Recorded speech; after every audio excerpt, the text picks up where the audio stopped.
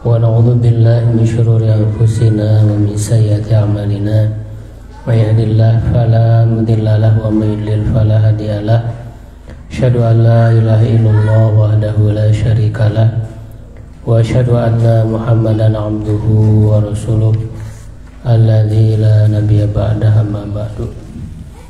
Kita bersyukur pada Allah Subhanahu wa taala di maghrib kali ini kembali dipertemukan. Insyaallah mudah-mudahan diamnya kita di dalam masjid untuk sama-sama meningkatkan ilmu agama ya, dan juga dalam rangka beritikaf ya, bertaqarrub, mendekatkan diri kepada Allah dengan diamnya kita di masjid, sekaligus juga menunggu waktu Isya. Ini berlipat-lipat pahala insyaallah yang Allah Subhanahu wa taala berikan. Terlebih kita mempelajari ilmu untuk membaguskan ibadah. Ya. Jadi fikih ibadah ini harus senantiasa kita tingkatkan keilmuan kita, pemahaman kita ya. Nah, kita masih membahas tentang masalah najis, di mana kita diajarkan oleh Allah ya untuk menjadi orang-orang yang senantiasa membersihkan diri, baik secara batin ya ataupun secara fisik. Makanya Allah itu mencintai orang-orang yang membersihkan diri. Innallaha yuhibbul mutatahhirin. Nah, maka kita diajarkan untuk menghindarkan diri dari hal-hal yang najis. Nah, perkara yang najis ini sudah kita bahas sebelumnya. Ada yang disepakati kenajisannya, tidak ada perselisihan di kalangan ulama, yaitu ada 5 hal. Ya, barangkali masih ingat. Ya, yang pertama kotoran manusia, tinja atau feses. Yang kedua kencing manusia. Ya, yang ketiga mazi. Ya, cairan bening ya yang keluar di permulaan syahwat. Yang keempat wadi. Cairan putih agak kental yang keluar setelah kencing atau pada saat kencing atau ketika memikul beban berat. Dan yang terakhir, yang kelima, darah haid dan nifas. Ini disepakati, ini harus dihindarkan ketika melaksanakan sholat. Nah, berikutnya ada hal-hal yang najis tapi diperselisihkan oleh para ulama dalam kenajisannya. Kalau kita baca penjelasan para ulama di dalam kitab-kitab mereka, di dalam berbagai madhab ya, kalangan para ulama, tentu ini perdebatannya sangat pelik, sangat sengit gitu ya, membahas apakah ini benar sebagai najis ataukah tidak ya. Tapi paling tidak kita untuk melatih akal kita memahami ya hujah-hujah dalil yang digunakan oleh para ulama ya, sehingga kita akan coba mana kira-kira dari najis itu yang ketika kita mempelajari dalil argumentasinya, oh ternyata ini kuat gitu ya, kuat menunjukkan kenajisannya ya, dan mana yang lemah. Ya, walaupun tadi ya bisa jadi para ulama berbeda pendapat. Cuman untuk sikap bagi diri kita ya, ketika diperselisihkan apakah ini najis atau bukan, ya tentu lebih baik kita menjauhinya. Jangan-jangan beneran dia najis. Ya, atau paling tidak kalaupun tidak najis, justru lebih bagus juga kita menghindarkan. Ya, karena kalau najis itu kan artinya benar dia itu kotor dalam pandangan syariat. Kalau tidak najis itu kotor dalam pandangan kita. hal-hal yang membuat kita jijik sebagai manusia. Ya, sehingga tidak ada salahnya kita tetap membersihkannya. Jadi prinsipnya begitu. Ya, kemudian dari hal yang najis ini, ketika orang sudah berusaha ya untuk menghilangkannya, ternyata ada sisanya yang sedikit, ya, yang terluput dari usaha kita ketika membersihkan, maka itu adalah termasuk hal yang dimaafkan oleh syariat. Ya, yang dimaafkan dengan ketidaksengajaan. Ya, jadi baru tahu ketika sholat sudah selesai, ya, bahwa di baju kita ada ketempelan najis. Ya, maka yang lebih kuat ya tidak perlu mengulangi sholat, karena perkara najis ini lebih ringan dibanding dengan hadas. Ya, karena pernah kan Rasulullah itu waktu sholat sedang sujud, beliau melemparkan sendal beliau. Nah, itu para sahabat ketika melihat Rasul begitu itu langsung ikut-ikutan, karena memang para sahabat itu sangat kuat dalam mengikuti Nabi. Apapun yang dilakukan diikuti, ikut-ikutan dilempar sendal. Ketika sudah sholat, kenapa kalian melempar sendal? Ya, kami melihat engkau ya Rasul melemparkan sendal. Ya, kata Rasulullah, aku diberitahu Jibril bahwa di sendalku itu ada kotoran, ada najis. Ya, maka aku lemparkan. Nah, ternyata setelah selesai sholat itu Rasul tidak mengulangi lagi sholatnya. Jadi menunjukkan kalau tidak sadar, ya tidak tahu ya, ketika tidak sengaja ketika sholat ada najis, ya insya Allah itu tidak perlu mengulangi lagi. Ya, kecuali kalau sengaja, nah itu bisa berdosa atau bisa jadi tidak sah sholat. Nah, beda dengan hadas. Kalau selesai sholat, oh ingat belum wudu, ya maka sholatnya tidak sah, harus mengulangi lagi. Kalau lupa belum wudu, jadi dia harus mengulangi lagi. Kalau masalah hadas, ya lupa belum wudu atau belum mandi junub, gitu ya, dia harus mengulangi lagi. Nah, yang pertama, nah ini insya Allah dalilnya cukup kuat. Walaupun para ulama berbeda pendapat. Yang pertama masalah bangkai. Ya, disebutkan di dalam Al-Quran ya, Al-An'am ayat 145 ya, halaman 2-nya ya. A'udzubillahi minasyaitonirrajim. Qul la jidu fi mauhiya ilayya muharraman ala ta'imin yata'amuhu illa an yakuna maitatan aw daman masfuhan aw lahma khinzir fa innahu rijsun. Katakanlah, tiadalah aku peroleh dalam wahyu yang diwahyukan kepadaku sesuatu yang diharamkan bagi orang yang hendak memakannya, kecuali kalau makanan itu bangkai atau darah yang mengalir atau daging babi, karena sesungguhnya semua itu kotor. Nah, di situ ada kata rijsun. Rijsun itu najis. Rijsun itu kotor. Walaupun makna najis sudah kita bahas di pertemuan sebelumnya, belum tentu menunjukkan yang harus dibersihkan ketika akan sholat. Karena makna najis sendiri secara asal itu kotor. Ya, makna najis itu secara asal itu kotor. Ya, makanya kan ada 3 kotor yang tidak boleh dibawa untuk sholat. Ya, kotor yang haram untuk dimakan. Ya, dan kotor secara maknawi, keyakinan.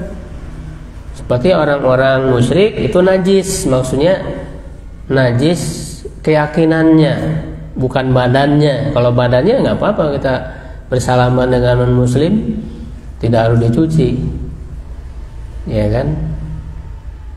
Itu. Nah, jadi sebenarnya makna rijsun najis di sini belum kuat menunjukkan dia itu najis secara istilah ya, yang harus dihilangkan untuk sholat. Belum kuat ayat ini, dan ini dijelaskan oleh Imam Nawawi sendiri, ulama besar ya di mazhab Syafi'i. Imam Nawawi itu puncaknya ya, orang memahami mazhab Syafi'i itu melalui Imam Nawawi. Imam Nawawi sendiri menjelaskan, kata Ridsun di sini belum kuat menunjukkan ini najis yang diharamkan untuk yang harus dihilangkan ketika orang mau sholat. Ya, maka dia perlu dalil yang lain. Jadi ayat ini belum tegas. Ya, ayat ini belum. Karena di sini kan ada 3 hal, ada bangkai, ada darah yang mengalir, dan ada daging babi. Ya. Nah, ternyata kalau kita lihat dalil-dalil lain, nah ini cukup kuat. Untuk bangkai ini belum, untuk yang berikutnya itu belum ya. Untuk bangkai dulu, untuk masalah bangkai, ya ada dalil lain dalam hadis-hadis. Ya, di sini diantaranya dari Abdullah bin Abbas radhiyallahu anhu, dia berkata, sami'tu Rasulullah sallallahu alaihi wasallam yaqul, ya aku mendengar Rasulullah SAW bersabda, ya idza dubigol ihabu faqad tahuru. Ya, apabila kulit bangkai disamak, maka ia menjadi suci. Ya, jadi perkataan Nabi, ya faqad tahuru, menjadi suci. Nah, berarti lawan dari suci apa? Najis. Ya, jadi kulit bangkai, ihab itu maknanya kulit bangkai. Kulit bangkai apa saja? Ya, berarti kulit bangkai ketika belum disamak dia tidak suci, artinya najis. Ketika disamak maka dia menjadi suci. Ya, sehingga bisa digunakan, dimanfaatkan. Untuk apa ya? Untuk apa saja, termasuk bisa digunakan untuk alas orang melaksanakan sholat. Bisa juga pakai wadah air gitu ya. Bisa berbagai macam. Nah, jadi dengan hadis ini ya cukup kuat gitu ya, menunjukkan bahwa bangkai ini najis, karena di situ ada perkataan faqad tahuru. Ya, dalam hadis lain dengan redaksi ayyuma ihab, ya kulit bangkai mana saja, ya idza dubigo faqad tahuru. Nah, juga sabda Nabi SAW kepada Maimunah, ya istri Nabi, yang kambing miliknya mati, ya agar dimanfaatkan kulitnya dengan cara disamak. Ya, jadi Rasul pernah melihat ada para sahabat sedang menyeret ya bangkai kambing itu milik Maimunah tadi itu. Kata Rasulullah, halan tafa'tum bihabiha, mengapa kalian tidak memanfaatkan kulitnya? Lalu kata para sahabat, inna maita, ini bangkai Rasulullah. Rasul mengatakan ini, apabila disamak maka menjadi suci. Gitu ya. Nah, sehingga ini jelas ya. Lalu dengan cara apa disamak itu ya? Dalam riwayat Abu Dawud dan Nasai disebut, ya ia dapat dibersihkan dengan air dan daun salam. Ini salah satu cara menyamaknya dengan daun salam. Daun salam kan zatnya cukup keras ya, untuk menghilangkan kotoran-kotoran yang ada di kulit bangkai. Ya, walaupun bisa dengan benda atau alat apa saja selain daun salam yang punya sifat yang sama. Intinya bisa menghilangkan kotoran-kotoran yang ada di kulit tersebut. Gitu. Ini salah satu contoh saja ya dengan daun salam. Ya, karena memang bangkai ini juga pernah oleh Rasul dijadikan perumpamaan hinanya dunia. Bahkan lebih hina, dunia ini lebih hina daripada bangkai. Ya, jadi Rasulullah SAW pernah melewati bangkai dan bertanya kepada para sahabat, maukah kalian membeli ini dariku? Kata Rasulullah, wahai Rasulullah, jangankan membeli, dikasih aja kami tidak mau. Untuk apa? Merasa jijik. Lalu kata Rasulullah, dunia ini kita sekarang lebih buruk, ya lebih menjijikkan daripada bangkai ini yang diperebutkan oleh orang ini, ya kan? Gitu, kalau dibandingkan dengan nikmat di surga, bandingkan dengan akhirat. Nah, jadi ini cukup kuat menunjukkan bahwa bangkai ini najis, gitu ya. Nah, tetapi dari bangkai ini ada yang dikecualikan. Jadi bangkai itu selain tadi haram, ya, juga najis. Kalau haramnya disepakati, nggak ada perbedaan. Ya, jadi yang disebutkan tadi kan bangkai, darah yang mengalir, daging babi, ya, yang disembelih untuk selain Allah, itu kan jelas haram. Kalau haramnya disepakati. Tapi yang haram itu kan belum tentu najis. Ya, untuk kenajisannya ya ini tidak disepakati, ada perbedaan pendapat. Jadi tidak semua yang diharamkan itu najis. Ya, karena diharam untuk dimakan gitu. Seperti homer haram untuk diminum. Ya, termasuk ada perempuan-perempuan yang haram dinikahi. Hurrimat alaikum ummahatukum. Itu kan haram. Ibu itu haram. Haram dalam arti tidak boleh dinikahi, mahram, bukan muhrim. Ini karena kadang suka salah ya. Masyarakat Indonesia nyebutnya muhrim, bukan muhrim. Padahal muhrim itu artinya orang yang sedang ihram. Sedang melakukan ihram itu muhrim. Kalau yang haram dinikahi bukan muhrim, mahram. Iya. Ini bahasa yang perlu dikoreksi. Bukan muhrim, muhrim itu orang yang sedang ihram. Iya.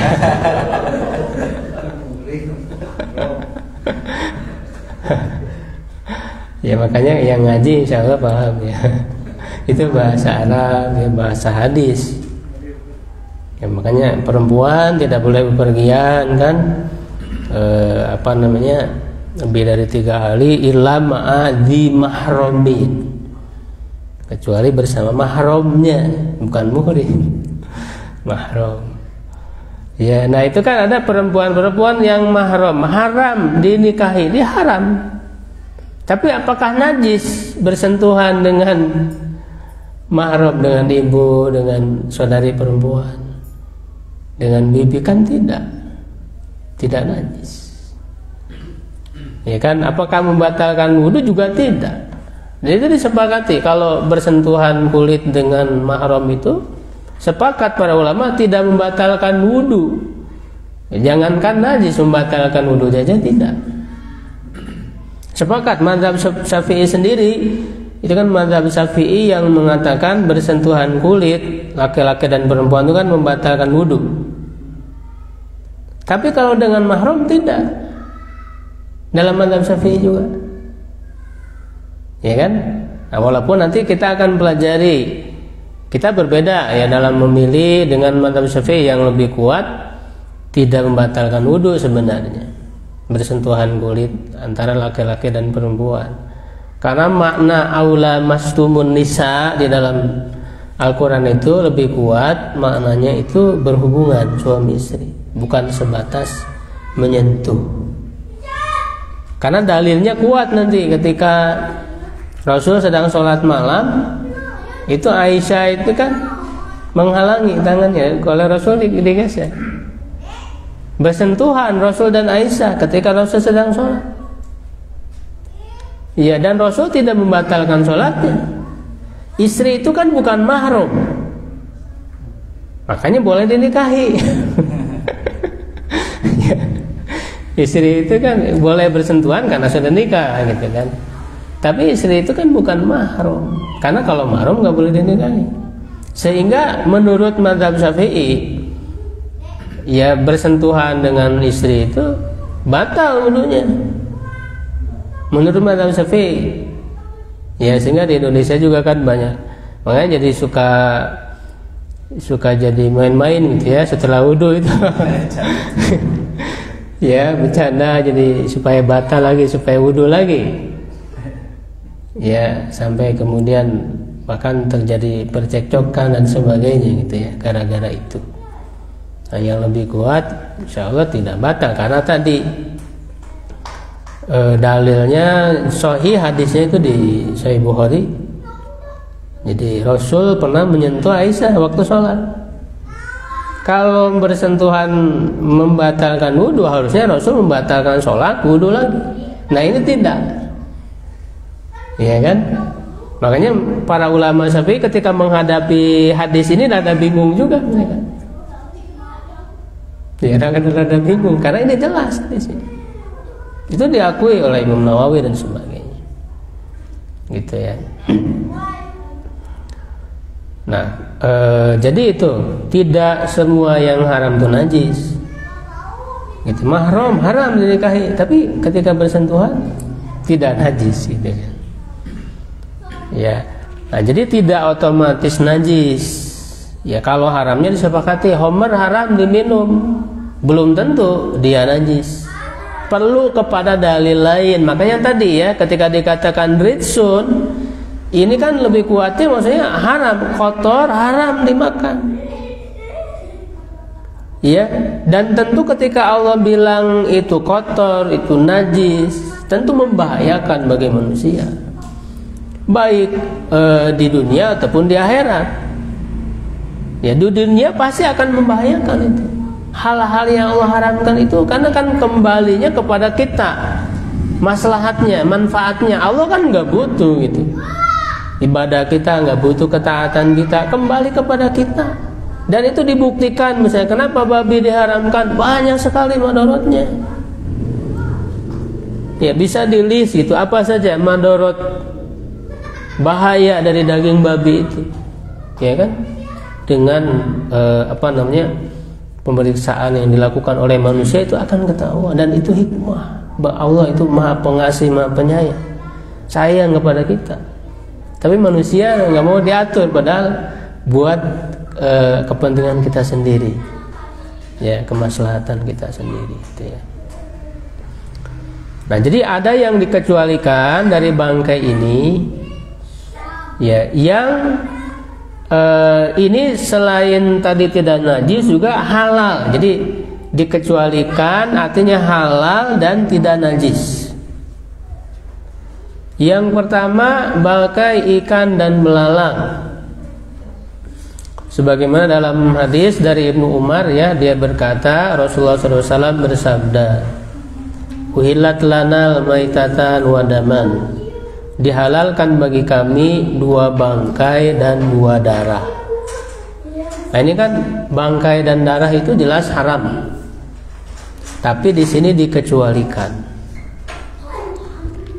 Ya, fa'amal maitatan, ya adapun ya 2 bangkai adalah falhutu wal jarod. Ya, ikan dan belalang. Ya, wa ammad daman, dan adapun 2 darah adalah al-kalbidu wa tihal, hati dan jantung. Nah, jadi ini dikecualikan. Ya. Nah, kalau halal dimakan, ya otomatis tidak najis. Karena kan yang najis itu jangankan haram dimakan, ya disentuh saja harus dicuci gitu. Najis itu. Jadi najis itu kan lebih parah daripada haram, gitu ya. Nah, makanya kalau dihalalkan ya otomatis tidak najis. Karena yang najis itu jangankan dimakan, dari disentuh aja harus dicuci. Nah, jadi ketika disebut bangkai-bangkai ini halal, otomatis tidak najis. Yaitu adalah bangkai ikan. Makanya ikan itu bangkainya pun halal, bisa dimakan. Ya, dan juga belalang. Kalau darah itu hati dan jantung. Karena hati dan jantung kan sebenarnya darah yang menggumpal gitu ya, yang beku kan gitu. Ya, nah itu dihalalkan. Kemudian yang kedua, bangkai yang tidak memiliki darah yang mengalir. Ya, ini serangga ya, atau binatang-binatang yang kecil yang si darahnya itu sangat ini tidak mengalir ya. Seperti dalam hadis dari Abu Hurairah radhiyallahu anhu, dia berkata, Nabi sallallahu alaihi wasallam bersabda. Nah, ini berkenaan dengan lalat. Ya, idza waqa'a dzubab fi syarabi ahadikum falyaghmishu summa liyanzihu. Apabila lalat jatuh pada minuman salah seorang dari kalian, ya maka tenggelamkan, celupkan. Ya, ia kemudian angkatlah, karena pada salah satu sayapnya terdapat penyakit dan pada sayap lainnya terdapat obatnya. Ini riwayat Bukhari dan Abu Daud. Ya. Nah, ini kan tentu ketika lalat itu dicelupkan ke dalam air, ya dia mati gitu kan. Dia akan mati lalat itu, sehingga dia menjadi bangkai. Nah, sedangkan air itu ketika termasuki oleh ya bangkai dari lalat itu masih bisa digunakan. Ya, baik untuk diminum ataupun untuk dipakai berwudu dan sebagainya. Ya kan? Nah, itu menunjukkan termasuk bangkai yang dikecualikan. Ya, yang tidak ada darah yang mengalir. Ya, darah lalat dan yang sejenisnya. Ya, lalat dan yang sejenisnya. Ya. Nah, ini juga hadis ini sangat menjadi salah satu keajaiban, salah satu mujizat ilmiahnya ya. Jadi wahyu Allah yang melalui hadis-hadis ini, selain dia menjadi panduan syariat ya, panduan ibadah, juga di situ mengandung bimbingan arahan dalam hal kesehatan, ya, dalam hal kedokteran. Makanya mujizat Al-Quran dan Sunnah, mujizat wahyu ini ya akan terus ada sampai hari kiamat melalui ayat-ayat dan hadis-hadis yang dibuktikan melalui ilmu pengetahuan yang terus berkembang. Ya, di sini disebutkan di satu sayap lalat itu ada penyakit. Ketika dia hinggap di air, di minuman, itu kan dia memasukkan satu sayapnya, yang dimana itu terdapat penyakit di dalamnya. Nah, lalu kata Rasulullah, celupkan satu lagi, sayap satu lagi, karena di sayap satunya lagi itu terdapat obat penawar, sehingga tidak akan membahayakan ya penyakit yang dia sebarkan itu. Nah, ini kan Rasul tahu dari mana? Apakah Rasul itu dokter? Apakah Rasul pernah belajar kedokteran? Coba baca sejarah, tidak pernah. Ini menunjukkan hadis ini, wahyu ini bukan dari Rasulullah, tapi dari Allah yang Maha Tahu, memberitahukan. Dan ini terbukti kebenarannya melalui ilmu kedokteran sekarang. Ya, silahkan ditanyakan kepada dokter, atau bisa dibaca. Ya, atau tanyakan kepada ChatGPT gitu ya, kepada Google, tanyakan. Sekarang kan lebih mudah, ya, AI. Ya, itu terbukti kebenarannya itu. Ya, terbukti. Nah, jadi makanya orang akan lebih unggul ketika mempelajari Quran Sunnah ini. Ya, akan lebih maju. Karena Quran Sunnah tidak hanya bicara masalah ritual ibadah, tapi segala hal tentang kehidupan ini. Di situ ada petunjuk, ada bimbingan, ya, agar hidup kita itu lebih unggul, lebih berkualitas. Ya, dan itu tentu akan menambah keimanan kita. Ketika semakin tahu kebenaran Quran itu, ya, wahyu itu semakin bertambah iman kita, bahwa ini benar adalah firman Allah, ya kan. Nah, kemudian yang ketiga, ya, tulang bangkai, tanduk kuku, rambut dan bulunya. Nah, ini dikecualikan. Jadi ketika disebut bangkai itu haram dan juga najis, ya, nah maka tulangnya, tanduk, kuku, rambut dan bulunya itu tidak najis menurut pendapat yang lebih kuat, karena ada perbedaan pendapat. Ya, seperti dalam mazhab Syafi'i, ya, itu kan jadi najis juga. Tapi yang lebih kuat insyaallah tidak.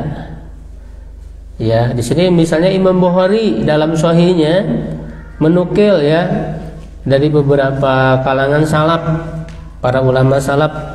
Yang pertama Hammad, dia berkata tidak mengapa dengan bulu bangkai. Lalu Az-Zuhri, ya, Az-Zuhri Syihabuddin Az-Zuhri, ya, ini gurunya Imam Malik, ya, gurunya Imam Malik, berkata tentang tulang bangkai seperti gajah dan lainnya, aku menjumpai orang-orang dari ulama salaf, mereka bersisir dengannya, dijadikan sisir tulang bangkai ini. Iya, dan memakai minyak rambut yang tersimpan di dalamnya, jadi dibuat wadah minyak, di wadah minyak rambut si tulangnya itu. Nah, itu menunjukkan bisa digunakan dan tidak najis. Kalaulah tulang itu najis, tentu nggak digunakan, dia dibuang. Digunakan itu menunjukkan tidak najis. Ya, dan mereka tidak memandangnya sebagai masalah ataupun dosa. Ya, di Quran juga sebenarnya ada, ya, disinggung, ya, Allah menjadikan nikmat, ya, bulu-bulu domba, bulu-bulu aswafaha, ya kan, wa aubaroha, ya, bulu-bulu unta. Ya, nah itu ketika Allah jadikan sebagai nikmat, tentu dia tidak najis, ya, tidak najis. Nah, sebenarnya masih ada, ya, satu lagi yang dikecualikan itu bangkai laut, ya, ini nggak disebut. Bangkai laut itu juga dihalalkan, kan? Ketika dihalalkan, ya, otomatis tidak najis, gitu, ya. Nah, ini belum saya tuliskan di makalah, ya, lanjutannya ini belum sempat. Ya, kalau masih ada waktu, ya, kita lanjutkan sampai Isya. Yang termasuk kuat juga, ya, najis, sebagai najis, ya, yang berikutnya itu adalah kotoran hewan yang tidak dimakan. Ya, kotoran hewan yang tidak dimakan. Nanti beda dengan kotoran termasuk kencing hewan yang dimakan. Kalau hewan yang dimakan seperti kambing, kan, ya, sapi, unta. Ya, ini juga sama, ada perbedaan. Tapi kalau kita lihat dalilnya, justru lebih kuat tidak najis kalau kotoran hewan yang dimakan. Sedangkan kotoran hewan yang tidak dimakan, nah itu baru najis. Ya, nah dalilnya kalau kotoran hewan yang tidak dimakan, ya, itu pernah, ya, Rasulullah SAW itu kan ketika buang hajat, buang air besar, menyuruh kepada seorang sahabat, ya, siapa, Abdullah bin Mas'ud, untuk mencari 3 batu. Kan nggak ada air, ya, cari 3 batu buat cebok, istinja. Ya, nah lalu Abdullah bin Mas'ud ini baru menemukan 2 batu, nyari lagi yang ketiganya itu nggak dapat. Tidak dapat, lalu dia mengambil apa? Kotoran hewan, diberikan kepada Nabi. Maka Nabi mengambil 2 batu itu dan membuang kotoran itu. Nah, kotoran itu adalah kotoran keledai, himar. Dalam Sahih Ibnu Zaimah, ya, dengan riwayat beliau itu lebih jelas disebut rausatu himan, kotoran keledai. Iya, nah jadi kotoran di situ adalah kotoran keledai. Itu dibuang oleh Nabi dan Rasul mengatakan apa? Hiya ridsun atau fa'innahu ridsun, itu adalah najis. Nah, ini jelas ucapan Nabi secara langsung mengatakan kotoran ini najis. Ya, maka diambil kesimpulan oleh para ulama, keledai ya itu kan biasanya raus itu digunakan untuk kotoran keledai, kuda, dan juga bagol. Bagol itu campuran antara kuda dan keledai. Bagol. Ya, kalau himar itu keledai, ya bagol itu dia khusus itu. Tubuhnya agak lebih besar, ya dia tubuhnya seperti kuda, cuman mirip keledai gitu ya, bagol itu. Nah, sehingga ditarik kesimpulan hewan yang tidak dimakan, ya itu kotorannya termasuk kencingnya itu najis. Nah, berbeda dengan hewan yang dimakan. Nah, memang ada juga ulama yang menganggap najis juga. Tapi ada dalil yang menunjukkan tidak najis. Nanti kita coba hadirkan ya hadisnya.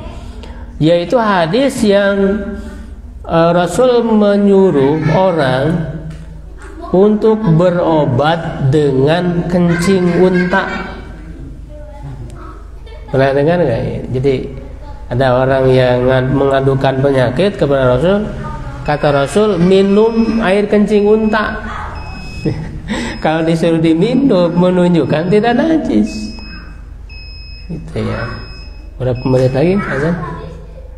Udah masuk waktunya belum? 3 menit lagi. 2 menit. Ya, nah jadi ini kuat ini, makanya para ulama banyak dari hadis ini berkesimpulan ya kotoran ya dari hewan yang dimakan seperti unta, kambing. Nah, tentang kambing bahkan ada hadis yang menyebutkan boleh sholat di kandang kambing. Tapi apa itu istilahnya itu? Marobidil ghanam. Ya, kalau sholat di kandang kambing, yang namanya kandang kambing ya pasti kan ada kotorannya, ada kencingnya, ada kotorannya. Itu pernah dilakukan. Ada hadisnya sahih. Nah, itu juga menjadi dalil yang cukup kuat. Oh, berarti menunjukkan ya kotoran hewan yang dimakan itu tidak najis. Ya walaupun tentu kan tadi lebih baik kita membersihkan. Tapi ketika dalam kondisi misalnya tertentu yang sulit, nggak ada tempat lagi nih, ada orang kerja misalnya di kandang kambing. Kalau sholatnya susah gitu kan, di situ dalam kondisi seperti itu kan bisa boleh. Ya, jadi mengetahui hukum-hukum mana yang lebih kuat najis, mana yang tidak, ini sangat penting ketika kita mau melaksanakan ibadah. Dan kalau tidak tahu itu bisa jadi kita mempersulit diri. Akhirnya menyangka itu najis, tidak sah sholatnya, akhirnya enggak sholat. Nah, itu yang jadi masalah. Makanya penting sekali untuk mengetahui ya hukum-hukum ini. Wallahu a'lam bishawab. Kita break dulu sholat isya, nanti kalau ada pertanyaan bisa setelah isya ya.